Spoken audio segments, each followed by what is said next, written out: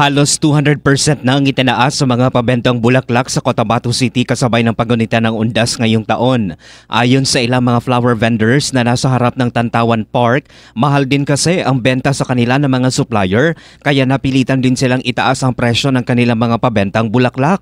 Kung noong Huwebes ay makakabili pa ng hanggang 200 to 300 pesos na arranged flowers, ngayon ay nasa 400 to 500 pesos na ito. Bagaman at wala namang nakikitang kakulangan sa supply, ay asahan pa rin ang pagtaas ng presyo para hindi rin malugi ang mga flower vendors.